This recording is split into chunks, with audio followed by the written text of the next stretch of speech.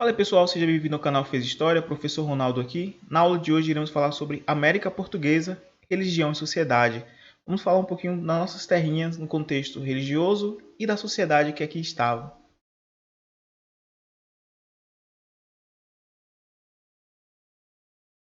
Logo após a nossa vinheta, deixo aqui o convite para você. Se gostar, dá o seu gostei, comenta, compartilhe, deixe sua dúvida. Também coloque uma pergunta ou uma sugestão de conteúdo que você gostaria de aprender. Ao final, eu deixarei um link aí embaixo que você poderá consultar. E como sempre, fique à vontade com a nossa aula aqui sobre religião e sociedade na América Portuguesa. Primeiro, antes de falarmos sobre as nossas terrinhas, devemos contextualizar evangelização e inquisição. Na aula anterior, em algumas aulas anteriores, eu vou deixar o card aí em cima, falamos um pouquinho sobre a reforma e a contra-reforma que estava ocorrendo na Europa. Então, o que tinha na Europa era evangelização e inquisição. Antes do descobrimento das terras portuguesas, das terras brasileiras, desculpa, a intenção portuguesa era simplesmente levar a religião católica para outras regiões. Um dos objetivos mais importantes da colonização portuguesa era a expansão da fé católica. A aliança entre o Estado e a Igreja, vimos isso também no contexto de outra aula anterior. Deixarei todas as informações nos links aí, você pode consultar e assim esclarecer mais as dúvidas que vocês tiverem. Defesa de interesses comuns, colonização das terras americanas e evangelização de africanos e indígenas. Vamos contextualizar melhor aqui no decorrer dessa aula, porque a catequização ou a transferência da fé católica para a religião para os povos africanos e também os americanos que aqui estavam. E também os indígenas, nós iremos ver. O contexto dos jesuítas aqui nesse ponto, Por isso, o projeto de catequização do indígena esteve presente nas intenções portuguesas desde a Carta de Pero Vaz de Caminha. Desde os anos 1500 já era intenção a catequese já dos povos que aqui moravam, os indígenas. Então eles já tinham esse interesse anterior. Aqui é o contexto ainda, antes de entrarmos nas terras brasileiras. A partir da Reforma Protestante de 1517, como já mencionamos antes, a Igreja Católica reativou o Tribunal do Santo Ofício, criado para combater a heresia, aqueles que falavam mal contra a religião, contra um Deus, ou até mesmo contra a Igreja. Depois da Reforma Protestante, também assumiu a tarefa de impedir o avanço do protestantismo. A função era basicamente isso, por isso nós temos a expressão ali Inquisição. Era uma forma de punição daqueles que não seguiam a religião católica. O tribunal não foi instalado no Brasil, pois bem, mas é o contexto aqui, Mas promoveu visitas esporádicas e perseguiu principalmente os chamados cristãos novos e os judeus, aqueles que se converteram ao protestantismo, uma religião não católica, depois da reforma de Martinho Lutero principalmente. A denúncia era prática comum entre os cristãos. O acusado era julgado e podia ser até mesmo condenado à morte. É o que ocorria nesse período de Inquisição que ocorria aqui na terra brasileira. Lembrando que o contexto europeu era muito mais severo. Iremos entrar também em uma outra aula aqui, continuando essa playlist, para você estar a par desde a Mesopotâmia até os dias atuais aqui sobre a história pessoal do primeiro, segundo, terceiro ano do ensino médio. E serve para você também se lembrar do conteúdo. Essa playlist é um resumo, então aqui a gente trará alguns pontos explicando esses slides e logo depois aqui no canal mesmo, visto que é um canal novo, estou aqui criando para vocês, me adaptando ainda com essa questão de YouTube. Mas logo após nós iremos criar também várias aulas e se você viu no futuro, já terá algumas aulas com detalhes mais específicos sobre o conteúdo. Como foi dito, as punições variavam desde degredo, prisão, confisco de bens e até condenação à morte. Eram tudo punições, desde tirar suas terras, até prisão, até mesmo a morte. Eram algumas das punições que ocorriam. Agora vamos entrar aqui nas terras brasileiras, como era a religiosidade aqui na colônia. A religiosidade no Brasil colonial expressava a diversidade étnica da população. Essa diversidade era porque tinha portugueses, indígenas e africanos de diferentes povos e culturas.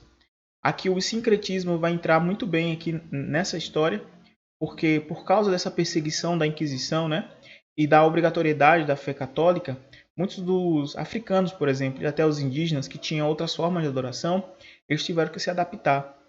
Muitos santos católicos hoje, eles têm muita miscigenação com até santos da cultura africana e até indígena. Isso é chamado de sincretismo. As irmandades leigas foram muito importantes na expressão dessa religiosidade popular. Aqui eram sedes de devoção e de assistência social, e que é um embrião, né, pessoal? O contexto desse conteúdo aqui sobre religiosidade, o contexto é desde o século XVIII, indo para o século XIX. Nós vamos ver no futuro, esse é um embrião para as revoltas religiosas que irão ocorrer aqui nas terras brasileiras, como, por exemplo, a Guerra de Canudos, Antônio Conselheiro e tantas outras manifestações religiosas. E uma das que a gente irá mencionar aqui, que é a questão do Barroco.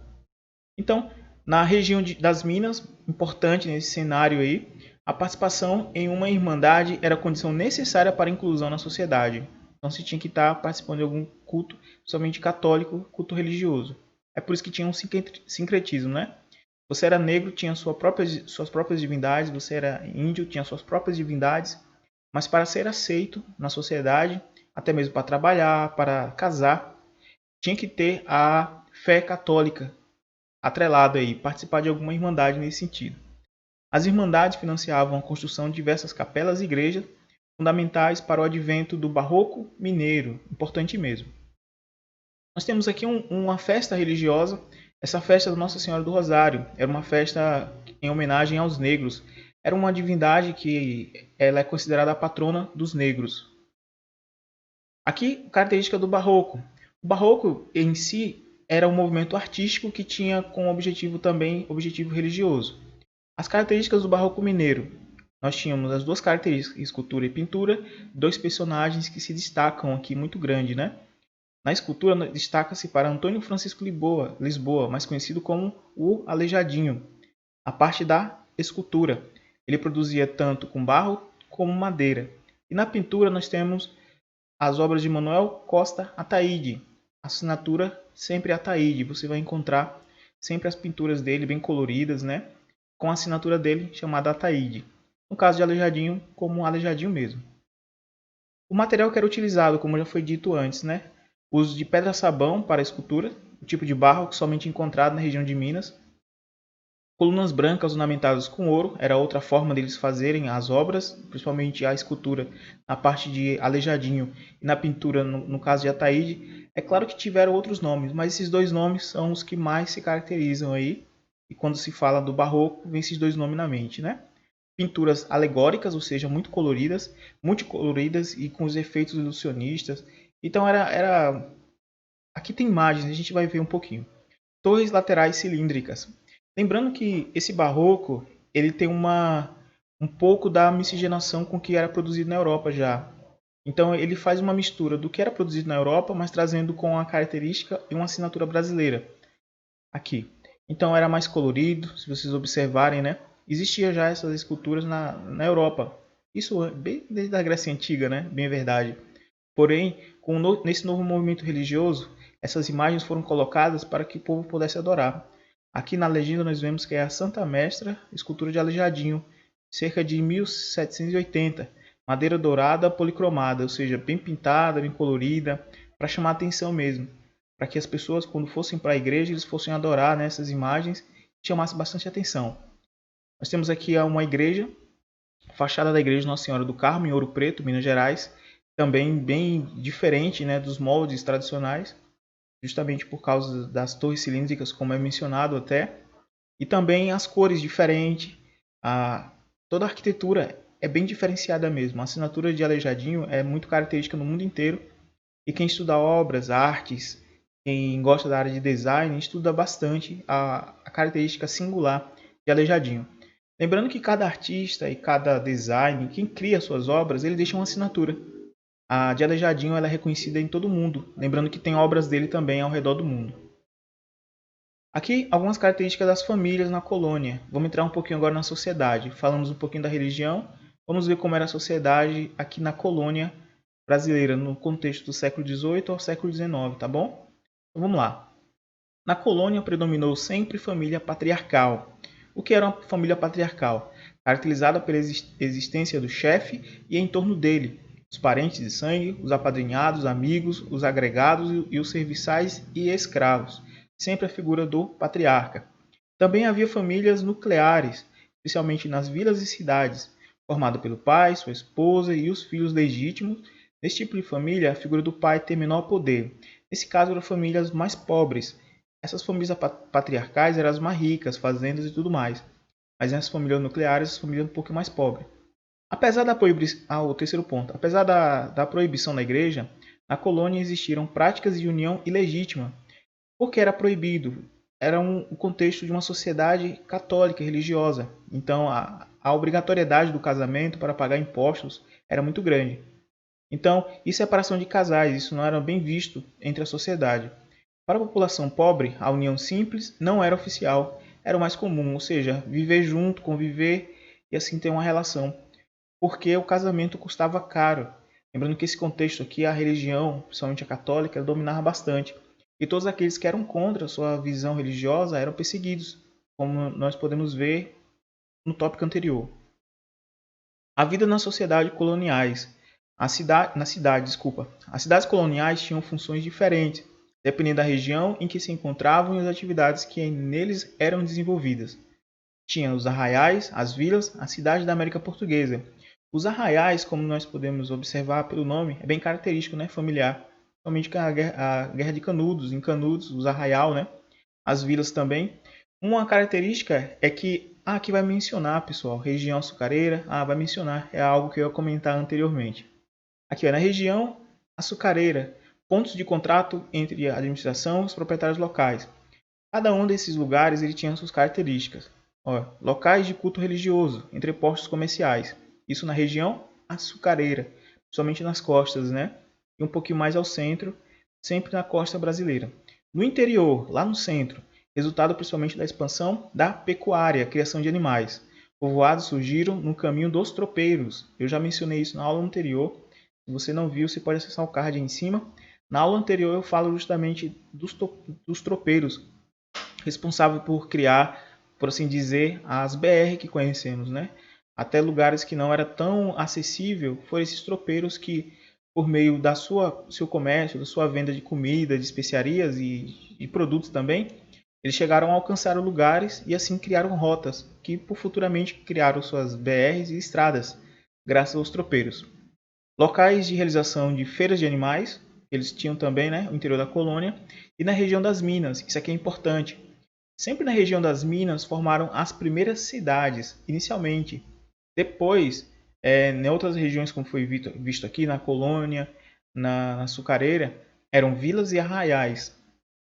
Isso vai ser um contraste muito interessante do Sudeste que a gente vai ver. Percebeu aqui, pessoal? Quando a gente fala no contexto inicial da açucareira, na história brasileira, o Nordeste era bastante rico. Mas depois da fraqueza, no caso do açúcar, o Nordeste ele perdeu sua força, vindo a maioria para o Sudeste por causa do ouro. A aula anterior, né, falando sobre o ouro. Então, quando eles vêm aqui para o Sudeste, criam-se as primeiras cidades mais organizadas. É por isso que futuramente a capital deixa de ser de Salvador e vem aqui para o Rio de Janeiro. Então, porque aqui nessa parte vai estar mais bem estruturadas. As primeiras cidades brasileiras, cidades mesmo, vai surgir aqui no Sudeste. Lembrando que existiam outras cidades, mas cidades estruturadas, com bancos, com praças, com comércio bem vibrante, é sempre no Sudeste. Aqui na região das Minas, né, formavam-se em torno das capelas e dos vales dos rios, perto das jazidas. O status de vila garantia a instalação do aparelho fiscal, que eu acabei de falar, e o que interessava a coroa, visto que ele também tinha interesse em vir para cá. Lembrando que o conforto das cidades, né, biblioteca, cinemas, é trazido pela coroa portuguesa, porque eles vinham morar aqui. Então ele tinha o interesse de ter um local bem organizado, bem urbanizado. Então era interesse deles também. Grupos sociais desclassificados, assim como tinha a elite, né, portuguesa e aqueles que já nasceram aqui e tinham fazendas e escravos assim por diante, tinha também os considerados desclassificados. Quem era? População da colônia, a maior parte pobre, sem condição social definida, como escravos libertos, mulatos e mamelucos, índios aculturados. Essa expressão aculturados é adaptado à cultura do homem branco, tá certo? Aculturados, tirado da sua cultura, tirado do seu meio, do seu anseio, né, família, e colocado no meio da sociedade do homem branco. É por isso que tem essa expressão, né? Aculturados. E brancos pobres, também eles eram considerados como desclassificados. Exerciam pequenos ofícios, esporádicos e incertos. Daqui é um elogio, né, pessoal? A camada mais pobre. Até mesmo nos dias de hoje, porque há até mesmo um pensamento errado. Olha só quem era esses considerados desclassificados. Eram sapateiros, alfaiates, barbeiros, etc. As mulheres eram costureiras, lavandeiras, vendedoras, ambulantes, etc. Em resumo, toda a sociedade econômica e comercial de um país ou de uma cidade é composto por aqueles que têm a menor classificação social. Ou seja, uma crítica social, né? Quem hoje alimenta, quem que faz uma cidade crescer? Os pobres, em grande maioria. Então, quem é mais baixo, assim, por assim dizer, né, na classe hierárquica social, é o que tem mais respeito. Não é bem respeito a palavra, é o que tem mais poder, na verdade. Porque quem faz com que uma cidade cresça é nós, né, os mais pobres. Os mais ricos em si não. Continuando aqui, nós temos setores intermediários e aristocracia. Temos os mais poderosos, fazendeiros, temos os desclassificados, os mais pobres, e temos também os intermediários e aristocracia. Formou-se também um grupo intermediário, majoritariamente de brancos, o chamado povo em Portugal, pequenos proprietários, soldados, artesãos, pequenos comerciantes. O comando da sociedade colonial cabia aos senhores de engenho, os donos das ricas lavras de mineração, aos contratadores e os grandes comerciantes. Quem mandava na colônia era esses. E tinha esses intermediários aqui, bem como os desclassificados e pobres, como foi mencionado. Infelizmente aqui, né, essa expressão trabalho escravo e resistência. A escravidão africana no Brasil, predominante na parte do século XVII, nos campos e cidades. Como assim? Nos campos. Principalmente na monocultura de exportação, como no caso de cana-de-açúcar, executando diferentes trabalhos dentro de uma fazenda. Na parte de mineração, a etapa que nós falamos na aula anterior, na extração do ouro e de diamantes, trabalho pesado. E nas cidades, logo depois, aqui nesse contexto ainda, nós temos aqui naquela fase da história brasileira, iremos falar aqui também, tá bom? Quando for no Brasil Império. Nessa fase aqui, tinha, claro, escravos, aqueles que só eram trabalhadores, mas tinha alguns libertos, que ele tinha algumas funções também sociais.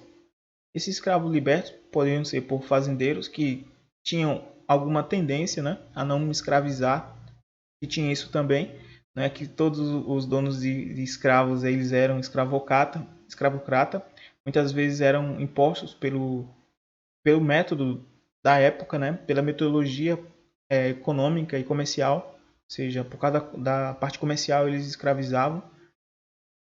comprava escravos, mas tinha muitos que tinham regalia. Aqui é um outro assunto, é uma outra discussão, tá bom? Tem gente que não concorda, mas eu trarei documentos para provar isso aqui. Porque nas cidades, atividades domésticas, tinha um escravo de ganho, funções remuneradas, já falei, escravo de aluguel, alugado a terceiros. Então, porque usamos a expressão escravo, né? Muitas vezes compreende como sendo alguém abaixo e tudo.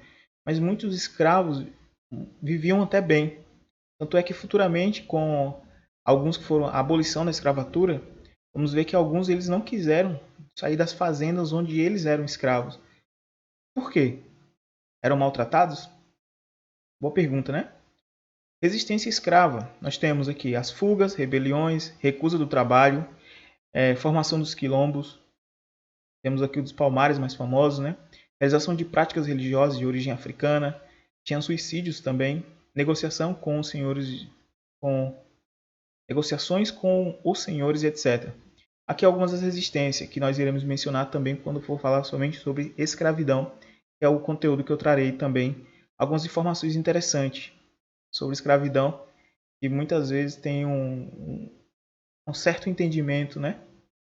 Como eu já até mencionei aqui, e vai abrir pano para discussão aí, com certeza nos comentários. Fica à vontade. Possuir escravos, instrumento de status sociais. No período, né? Nós temos aqui uma figura mostrando um escravo ali extraindo o bicho de pé na cena do Brasil. 1822, pintura de Augustus Early. Mesmo os grupos sociais menos abastados podiam ter escravos, evidência incontestável da sua condição de livre na sociedade colonial. Então aqui foi mais ou menos o que eu mencionei, né? Muitos escravos eram livres e eles exerciam essas tarefas para justamente pelo seu sustento. O triste, que eu sempre considero, é a tirada, né, dos negros lá da África e vinham aqui trabalhar e muitos morreram, até a forma como eles viviam. Mas não eram todos. Isso que muitas vezes é escondido da história, né? Nem todos eram tratados como animais. Muitos, sim. E a parte triste da história. Porém, nem todos. Isso é interessante. E por fim aqui, no último slide, para falarmos um pouquinho sobre religiosidade e sociedade, né, na América Portuguesa, temos aqui a brecha camponesa, concessão de pequenos lotes de terra aos escravos para produzir gêneros para sua subsistência e para o mercado interno ali eles produzirem internamente. Esse sistema permitia ao senhor minimizar os custos de manutenção e reprodução da força de trabalho e possibilitava ao escravo obter recursos para garantir uma melhor condição de vida. A brecha camponesa significou mais uma forma de negociação entre os cativos e os senhores, condução necessária para a vida em sociedade diante dos grandes conflitos gerados pelo sistema escravista.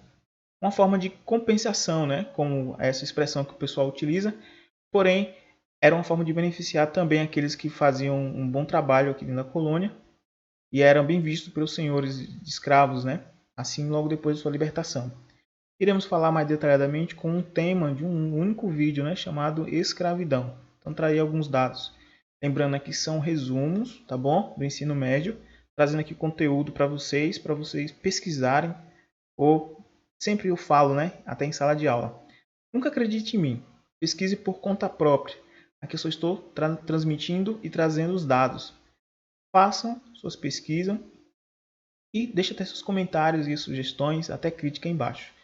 Ao final, deixarei um link com todas as minhas redes sociais, um site também, o site do canal fezhistoria.com.br, que será direcionado a muitos assuntos, tá bom? Tá lá tudo, os tópicos, biografias, toda a parte da cronologia histórica, desde a pré-história até a idade contemporânea hoje.